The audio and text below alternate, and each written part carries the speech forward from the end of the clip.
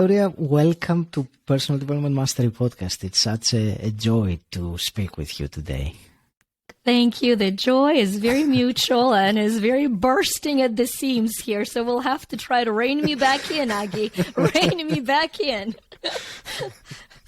Victoria, will start with to say to the listener that I was, first of all, grateful to come as your guest in your podcast all about the voice a few months ago, and we had I really enjoyed the conversation and the direction you took the conversation, and today it is my turn.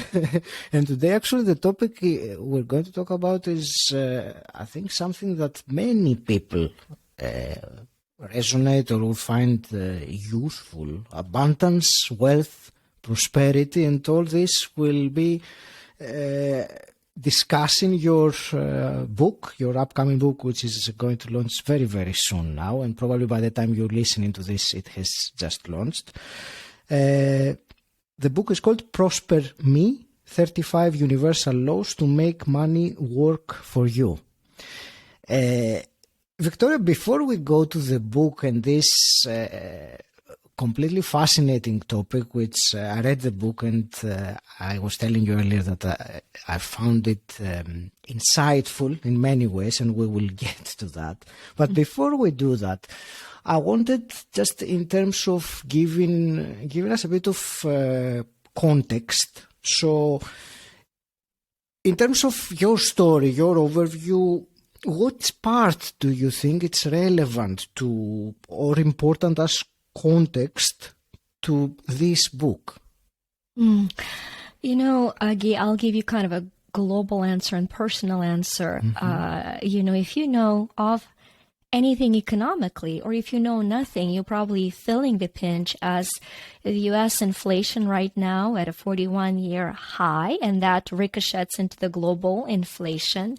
And as all of our economist friends are talking about pending doom and gloom and sliding into global recession. And so it's only natural for all of us to ask a question then, have a desire to have a little more money. Like, I don't know of any person that hasn't come into my sphere of influence that has not had a conscious or unconscious desire, if only I had a little more money. But the sobering truth is, money doesn't solve money problems. Not permanently, right? Not permanently. Only money. I mean, just ask Nicolas Cage and Pamela Anderson, who are in the top 15 bankrupt celebrities. Pamela Anderson living in a trailer park as of May 28th, 2022, right after having lost $35 million. So my desire is to give a formula that no matter how much money you have, you were born to prosper. Because not everybody, I believe, is born to be a millionaire or a billionaire. Are we capable? Yes. Is it a part of our destiny? Not likely. However, I do know that everybody is born to prosper. And having lived from an outhouse to a beach house journey, I'm Ukrainian, I was born in the Soviet Union, had a prosperity of love and support and abundance of a relationship. But every summer I went to live in my grandma's house, who had no indoor plumbing. And so while I had the abundance of fresh fruit, all the business was taken care of in the outhouse, right? And then just kind of forward to the most recent, most emotional moment for me. My book is dedicated to my mom, because I was standing at the deck overlooking the gorgeous Atlantic Ocean and seeing my mom and dad walking on the beach, retired, holding hands, and seeing the full picture of the journey. And that at that moment I said, wait a minute, it was a long journey, but it was a deserving journey. And these are the laws that got me through this journey, despite politics, despite economy, despite anything that was happening externally. So that, I think, is why this book is so timely right now. It certainly is. And I wanted to ask about, so that we can give a little bit of a preface maybe to the book. about your me philosophy, because it really, for me, it stands as the foundation of the book. So maybe it is useful, before we go into some of the more specific things, can you explain this philosophy, the me philosophy, in which it is, I can't write it now on the podcast, but it is in a strangely written way, with a small letter M and a capital letter E. So explain this for me. Yeah, Agi, I'll first chat for just a few minutes of what it stands for, and then I will share how it was born, that philosophy. But I've come to realize that there are 3 stages of empowerment we go through as human beings. And I don't mean like chronologically. I was this, now I'm this, but daily in different aspects of our life, we can find ourselves in one of those 3 stages. And the first stage I call powerless me, where little m and little e are together. They're little. I'm so powerless. And that's when we feel things are out of our control completely and life happens to us. So whenever you are going through the day and you feel something is happening to you, somebody cut you in traffic, right? You got an email that was offensive. We're talking about everything. You got levied a tax you didn't expect. Life happened to me. The second you notice that pattern, realize you're putting yourself into a powerless me situation, little m, little e. And then there's so much of a personal growth and development talk about right now. And I adore Les Brown. Les is going to interview me for his Power Talk. And his whole philosophy is be hungry. Be hungry for overcoming. Be hungry for doing greater. Be hungry. And I call it Power Hunger Me. And it's big M, big E, because you're hungry to grow. And life at that point no longer happens to you. It happens for you. So you're collecting the lessons. Something happened and you said, wait a minute, what have I learned? What am I to learn from this? How can I grow through this? And it's a very important step of going from powerless to power hungry me. The only problem is that if we don't stop there, then we keep conquering without the fulfillment inside. And then it becomes never enough. It's what's the next goal? What's the next mountain to climb? And we lose the purpose for climbing. That hunger is never satisfied. And so that is when that little m, big E is born as empowered me. And I've chose every time I say it because this is when you surrender to the source, to God, to divine energy, however you relate to something that has created for you and through you. And that is the word surrendering to love. I see love as life originating, vibrant emotion, energy in motion. And so when you surrender to the life originating, vibrant energy in motion, to love itself as the originating way of interacting with the world, life no longer happens to you. It no longer happens for you. It happens through you. You become the vehicle of creation that you have come to be. And in my words, it's you become that version of unique universal me. I am me. You are the unique expression of the divine universal love. If there was a better place to fill this time-space continuum, it would have been filled with somebody other than you. And yet there you are. And that's where that combination of little m, big E, because, people say we're spiritual being having physical experience. True. We're also physical things having a spiritual experience. I do have this. I can touch it. So we're both. So there's no longer need to discard our matter. But there is a need to surrender to our energy. So little m stands for mortal, for matter, for material, and for manifesting. And big E stands for eternal, energy, essence, and expanding. So each one of us is matter surrendering to energy, I am me, mortal surrendering to eternal, I am me, material surrendering to essential, I am me, and manifesting surrendering to that expansive, I am me. That is the full philosophy behind me. And it was born in a very unique way. I was starting to write one of my books and had a very different idea. Was 3/4 through writing that book when my publisher said, book could be a bestseller, but the title really sucks. I'm not saying what the title was because apparently it really sucked, so I'm not going to share it. But she said, you gotta think of a better title. And so I started meditating, and every morning I have what I call the chat with God. I sit down and I say, okay, what's my marching orders for today? Take my stuff. It's too heavy sometimes. What am I to do today? How does life happen through me today? And it was such a beautiful morning because it came through, well, just love me, which is all I'm ever asking you to do. And by the way, it's the name of your book. So the book I thought was called Love Me. And then after months of research and work, I understood that there are 8 books in making, each one for a different energy center in who we are. In Eastern philosophy called chakras, I call them possibility centers. And Love Me will be the heart center. But before we can fully love, we got to get out of survival. And the survival is the lowest red root chakra, which is money. Hence, the first book is Prosper Me. That's there you have the whole story, and it's the first time I've shared it this way anywhere with anyone.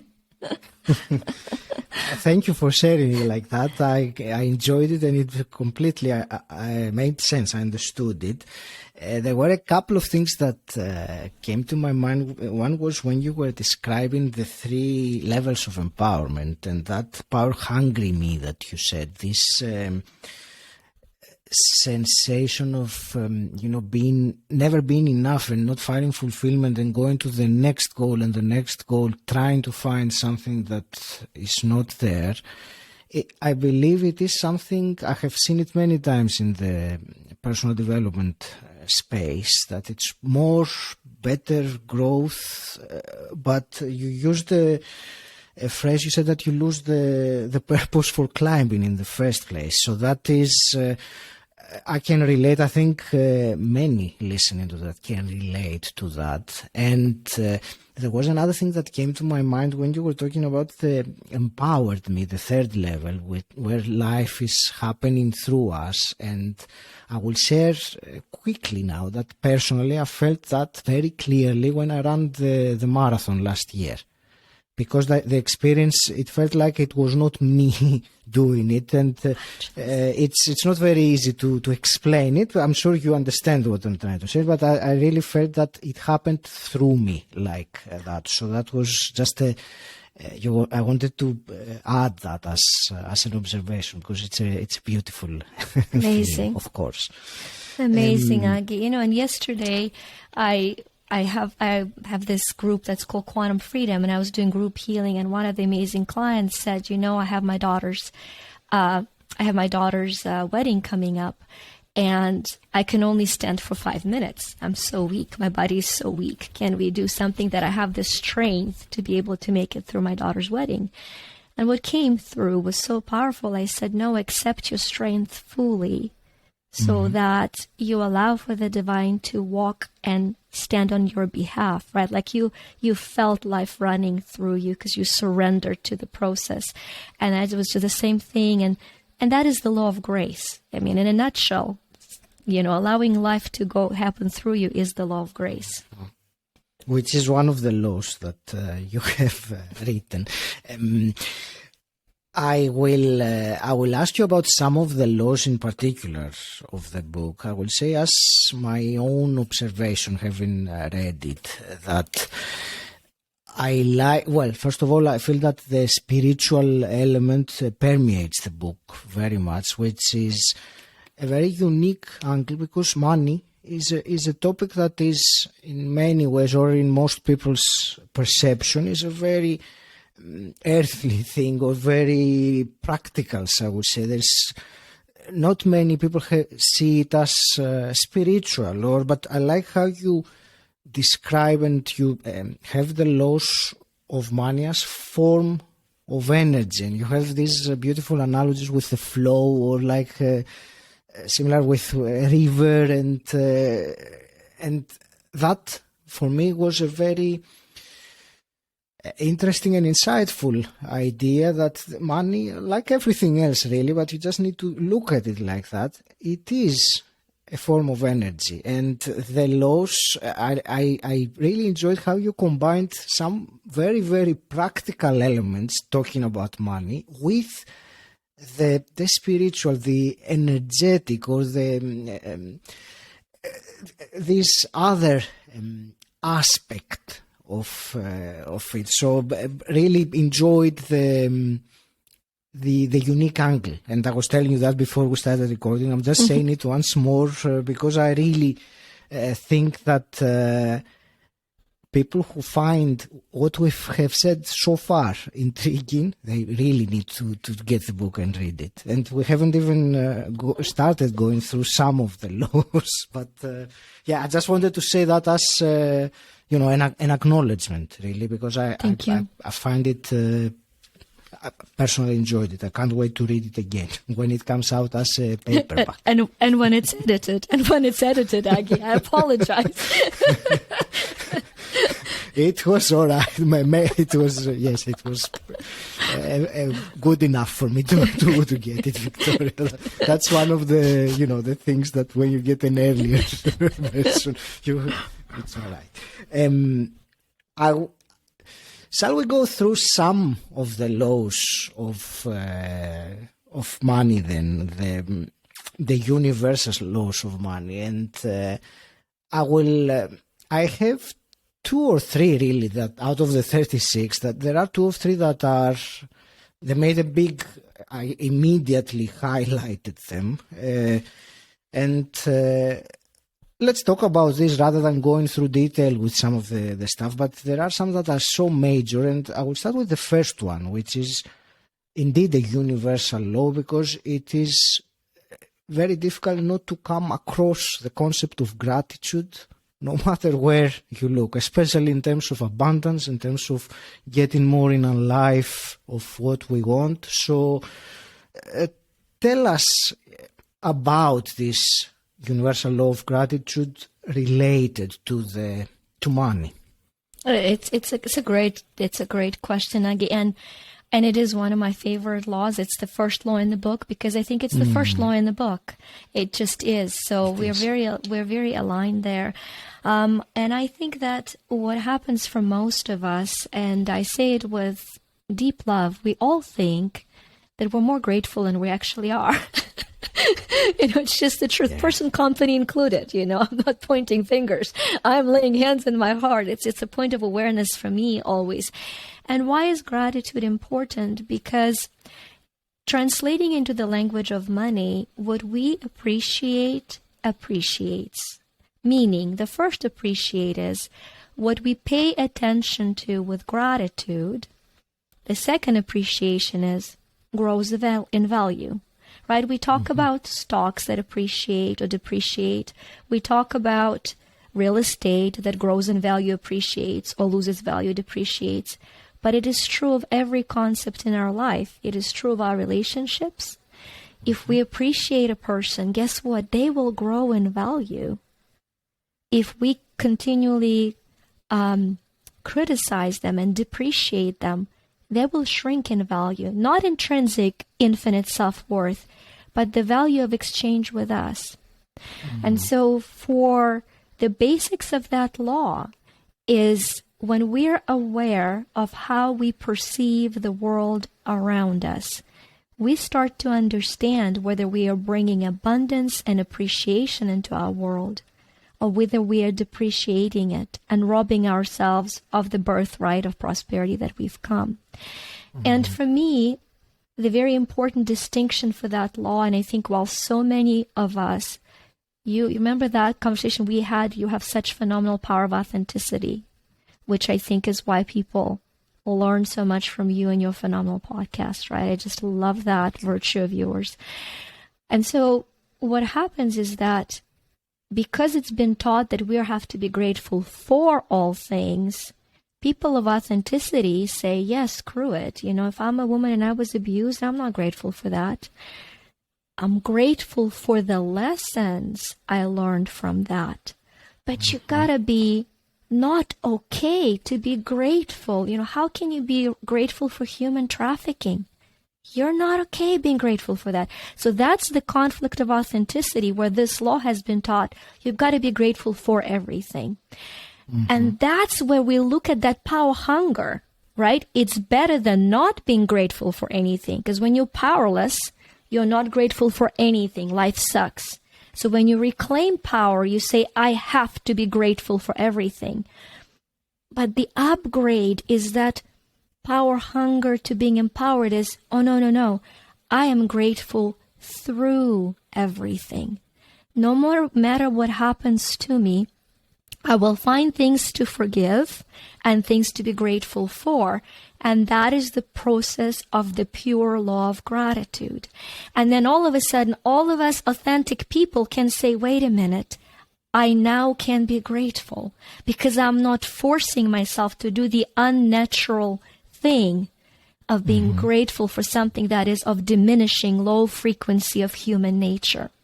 And in the book, I write about being in Kiev. I grew up in Ukraine. I'm Ukrainian. At that point, it was Soviet Union.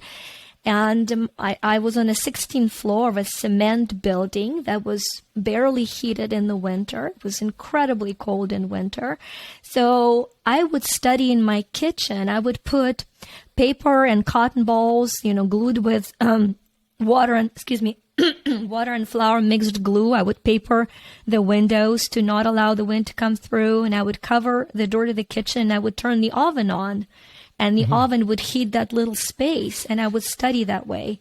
And then I'd take a barely lukewarm shower. On good days, it was hot. Most of the days, it was not, and get under 5 blankets. So I couldn't be grateful for the hardship, but I was grateful through it because I had the ceiling, the roof over my head. So that's a very important shift, to be able to appreciate things in your life and to notice those things in your life. Thank you. There was a phrase that from that chapter which I wrote down. It's exactly what you were saying. It was be grateful in all things rather than grateful for all things, which is what you've been saying, being grateful through the experience. So that was an aha moment when I read it like that. And there was another thing from that chapter that made a big impression on me when I read it. It was because we have, again, in the personal development space, the concept of gratitude or writing gratitude lists or all these things are very, let's say, widespread and common. But you say in your book that the important thing is that you genuinely feel it. So it's better to feel deep gratitude for one thing rather than writing a list of 10 things that don't really connect with your heart. And I think that because I resonated with that, I think others that are trying to let's say, create or have this feeling of gratitude by writing down things that I am grateful for and just writing them without feeling the feeling is, as you say in the book, it's a waste of time. It's better to really focus and close your eyes and put your hand on your heart and feel the one thing that you are grateful for at that time. So that was again a big insight for me when I read it. So I would love a comment from you. I can tell you what, and I honestly don't remember whether it made it to the book as action steps or not. So you'll tell me if you remember. There are action steps, yes. But I don't remember whether it's one of them. But what I do in my personal life that I know your listeners can implement right now is, I guess it's not a video podcast, so won't be showing it, but on my phone, I have a reminder. And Tesla said that if we understand the power, and I'm butchering the quote, but if we understand the power of 369, right, that we can create exponentially and universally. So there are these numbers, 369, the numbers of creation, if you're either into energy of numbers or numerology. But for me, the way I use them is that on my phone, I have set a reminder for 9 a.m. for 3 p.m. and again for 9 p.m., which would happen 6 hours apart. And at those times, my reminder pops up and it says, I am loved. I am me. What am I grateful for right now? Mm-hmm. And even if I don't pause at that very moment because I'm in the middle, the next time I see the reminder, I pause completely, whatever I'm doing, and I look at my life at that moment, and I say right here, right now, what am I grateful for? And I feel it, and I feel it. And that charges the time moving forward. So it's just a beautiful, easy shortcut to just live a life of gratitude versus write a list of gratitude. So, yeah. Yes, thank you for this. This is very useful, and I will add, I was meaning to mention it earlier, that your book has, after every chapter, after every law, it has actionable things you can do, action steps, which they are very useful, because it's one thing to read about something, but it's another thing, okay, now here's what you can do to implement it. So it's very useful. I also enjoyed very much, you have an affirmation or an activation, as you call it, for each of them, which also I found a tremendous approach in giving to the reader something that they can practically implement and put that law into use. And some of the things that are there are so simple, but if only we could, if only we did them.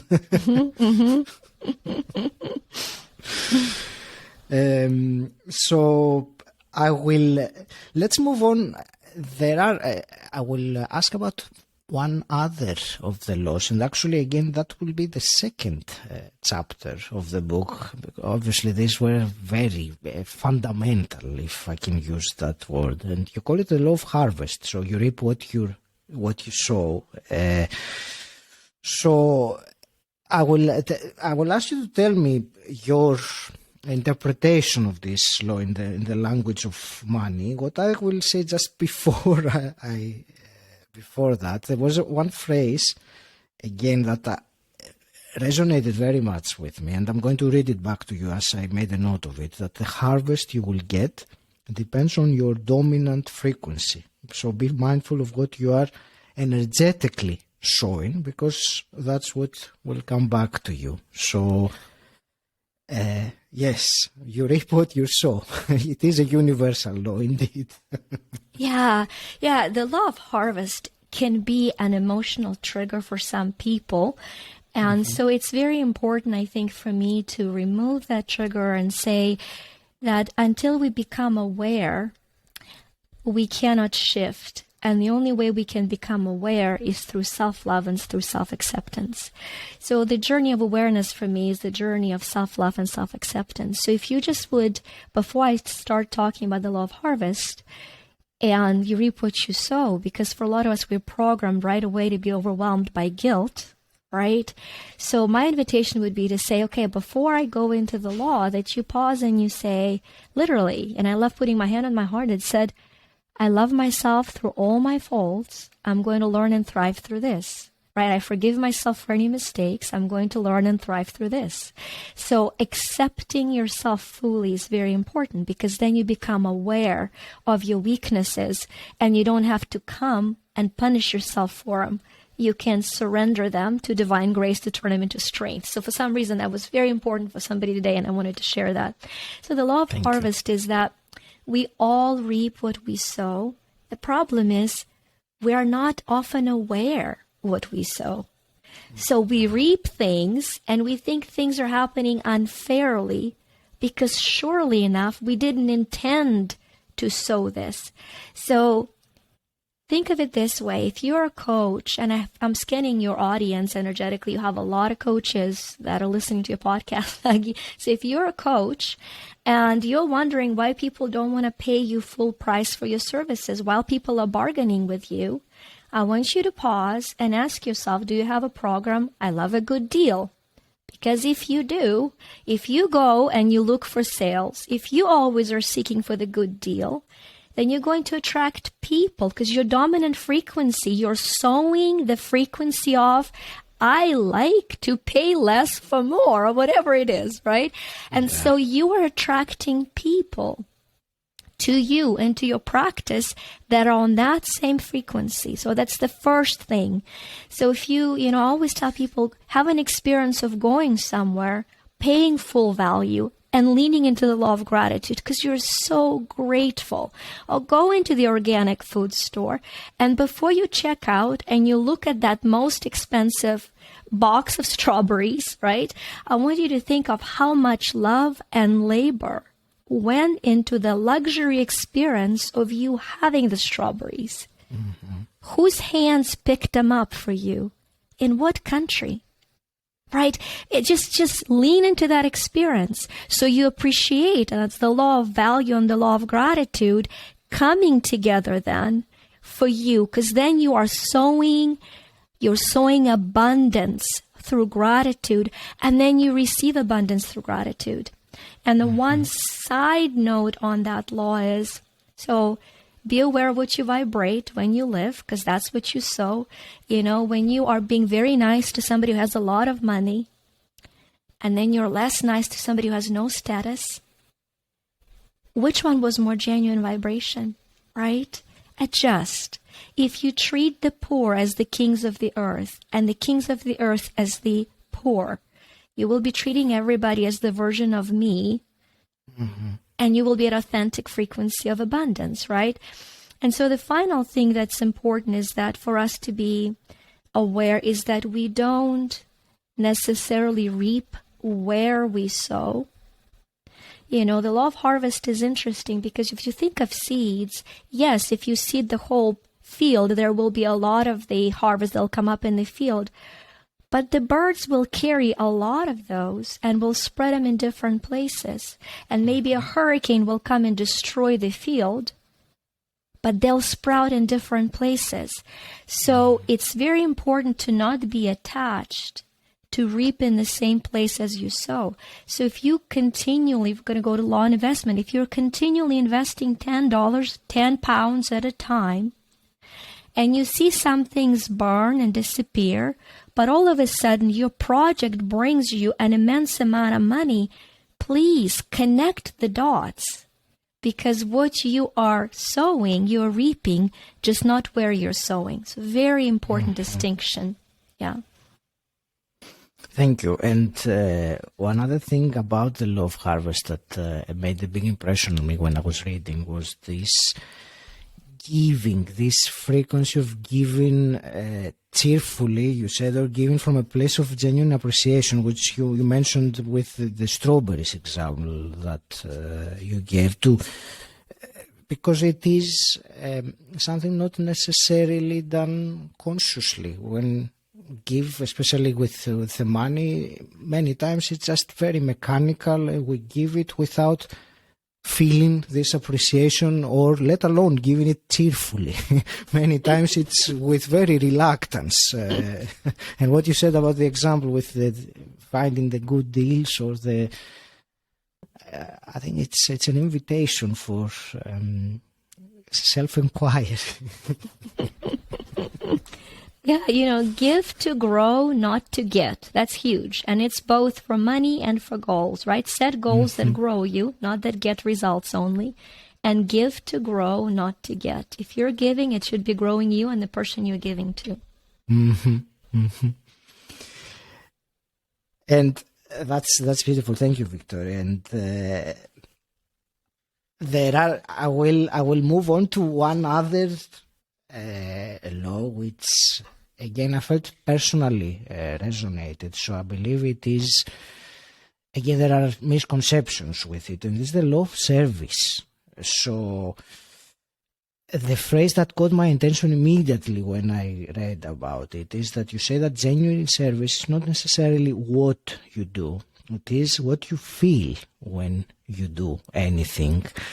And there was some example that you were saying of when you're not feeling good by doing service and you feel resentment, you have not connected to really what You must connect in terms of service. And I don't want to give the details myself but please talk to us about this law of service and maybe why it has been, there is some misconception about what service is and why some people really are reluctant to serve in that sense. There are a couple things that I would like to probably mention on that. And the first one is a conscious approach to service. And then I want to tap a little bit into our subconscious programming, because that's my bread and butter. I love living in the land of the subconscious programming. Right? So with the conscious programming, Rabbi Lapin is somebody that said that, and it lingered with me ever since I've first heard him say that is the service is the seeds of money. So you want to make more, manage better, you serve more. And so that's a very important thing to be aware of. Now, in terms of what service truly is, service is not doing things you don't want while resenting people you're doing them for. That is serving a lifetime. That's a sentence. That's a life sentence. And this is that subconscious distinction. When we have people that are sentenced to go to prison, they are serving a term. They're serving a term.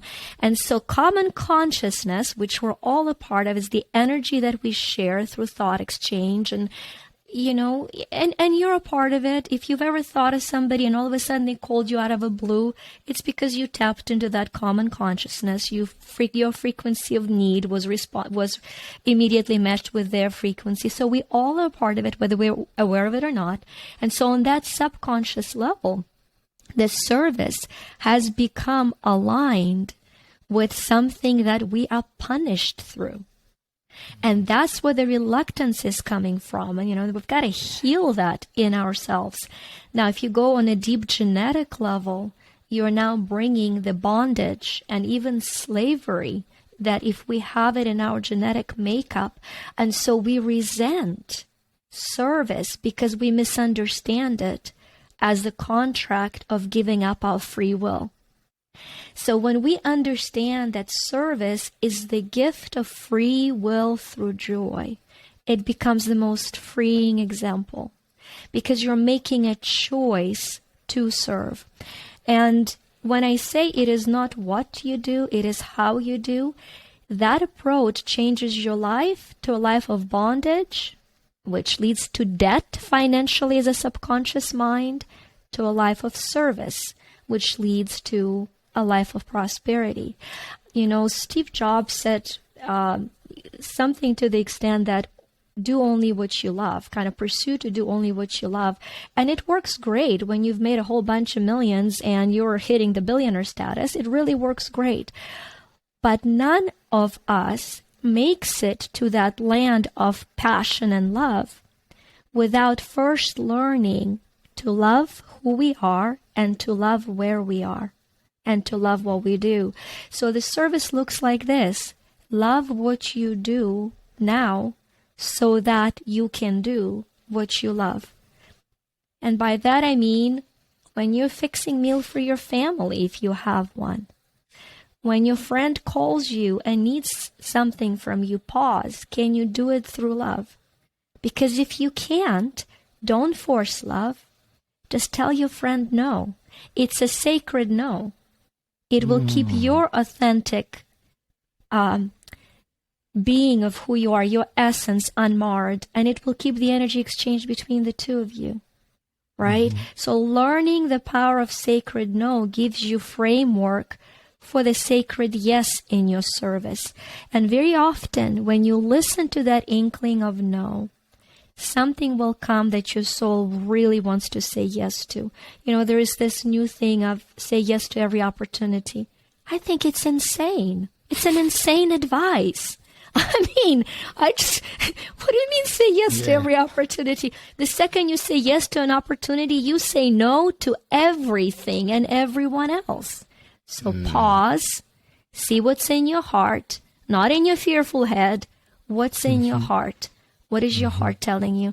If it tells you to lean into it, learn to love it fully, serve from the place of love, and you will prosper. Thank you. Do you want to also share some action that one can take, listening to this, to cultivate or heal, as you said, this resistance? Gorgeous. Let's practice common consciousness connection. It's so cool. So if you're listening to this podcast right now, just ask yourself, which one of my friends needs to hear from me right now? And pause. So whose name came to mind? Now grab your phone and text them and say, just thinking about you. So grateful you're part of my life. It's been an honor to share this life journey with you. And send it. Now, I can't tell you how many people will text you back. Do you have cancer? Are you dying? I mean, we underappreciate and underserve those we love so much that when we do, they're like, are you okay? Are you okay? You're telling me I matter. Are you okay? Right. So let's shift that. Let's make that a norm, right? Let's make that a norm. So, yeah. Thank you, Victoria. That's very, very powerful and very useful. And I will quickly ask about one more law. I'm going to squeeze it in because it has a different angle than the ones we've discussed. But again, I resonated with it very much. And it was the law of celebration, that you say that celebrating the small victories, because it wires us to be ready for the new ones. And there is this thing you say that about celebrating. Actually, I will leave that as a question, an open question to you, because with celebration, I don't know if you see that with your clients. It's not something that comes naturally to everyone. Yeah, the love celebration is very important, because if we don't celebrate, we don't snap out of what's next to I am grateful now. So it's the law that resets us on the energy of creation, of creating abundance. But the most important, so it's very important for you to celebrate. Now, it's important for you to celebrate on the scale of your victory, right? So if you have done 3 action steps that are guiding you to your most prosperous outcome somewhere in your life, and they're small steps, the celebration could be, this is just like me. This is new me. I'm doing it. So that could be enough of a celebration. Coming to the mirror and high-fiving yourself and saying, you got this, man, you rock. Huge celebration. Meaning that if you got out of a £3,000 or dollar debt, it's not good to go buy $4,000 car to celebrate, right? I mean, we want to celebrate wisely within the limits of celebration. So I always say, celebrate to keep the momentum. Celebration keeps momentum to keep you moving forward, but then always scale the celebration within your wins. It makes sense. And you have an action in the chapter in the book for people who don't find it very easy to find how to celebrate. You say make a list of 20 potential ways to celebrate and start with the ones that are either free or very low budget, rather than, the very expensive trip that you always want to make. So there are different ways of celebrating. I found that very useful as a practical exercise in your book. Wonderful. Victoria, there are, I knew that I wouldn't be able to speak about many laws with you. I wanted to ask for about 12 more out of the 36, but it's all right. I believe what you have, what we have discussed about and what you shared gives a very powerful, message and a good overview of what the book is about and how it can help one realize some things about the energy of money and about their own abundance. And I'm certainly going to reread it again, as I said, because it has layers. There is depth in the book. It's not one of those books that you just read and put it aside. So thank you for writing it. Thank you. I would like to start concluding this conversation, Victoria, and I want to ask, I always ask my guests some quick fire questions to wrap things up. So, All right.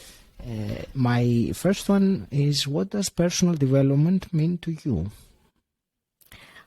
Breaking through marble. I will give you a 30-second thing that drives me, everything I do. That's 1400s. There is a sculptor, Donatello, who is commissioned to carve a sculpture, and he's given a huge marble block. You know, he studies it. He says, faulty marble, too many veins. Get rid of it. And then 50 years later, the different sculpture that we know, Michelangelo, out of that marble carves the most famous Western sculpture that still stands in Florence, which is David. And so when the contemporaries ask Michelangelo, how could you possibly carve David out of this faulty marble?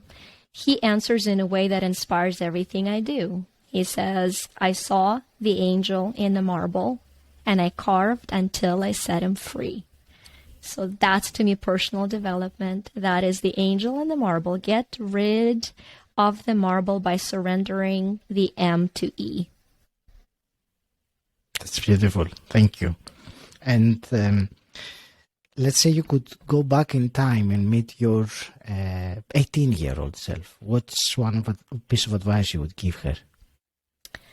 18-year-old, let me think. I am in college. I'm falling in love with my husband. He's much older, so I'm hesitant. So what I would tell her is that you're making the right choice.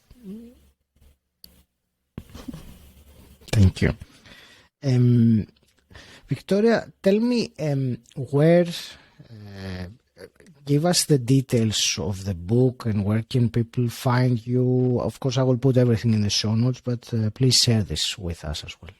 Yeah, the book is coming out on June 25th, 2022. It'll be available first on Amazon and then with time at your local retailer stores. And so probably the fastest way to get it will be via Amazon. And the book has a supporting app that called Empower-Me. So those activations that you see in the book, you could have them and much, much more in that app. But all the information of everything we do, including our Prosper Me coaches that can keep you lovingly accountable and remove your subconscious programs that block your ability to work with the law. All of that information will be on our main website, which is you2shine.com, you2shine.com. Thank you. I want to thank you really from my heart for this conversation, Victoria, and I'm going to go back to what we said in the beginning, that I first joined your podcast as a guest. So it's been a delight to speak with you and experience firsthand your also explanations about things that I was reading in your book and made a big, deep impression in me. So thank you very much for this conversation, and I hope that the book does fulfill the mission that you have set for it, to really help people find this abundance, this birthright, as you say, of abundance. And thank you very much once again. I wish you all the best of success with the book launch and, of course, everything else that you do in your life and in your mission.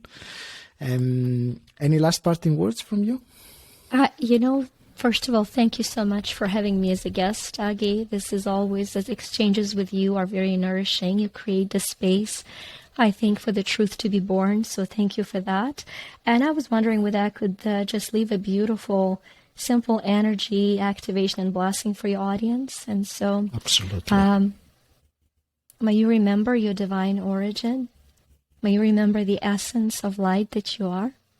May you connect to who you are, to your appearance of love, to your substance of love, through the love you're intended to be. May you allow for this love to prosper through you, for your family. May you be guided to opportunities. May you thrive, and may you always be blessed. Thank you. Thank you.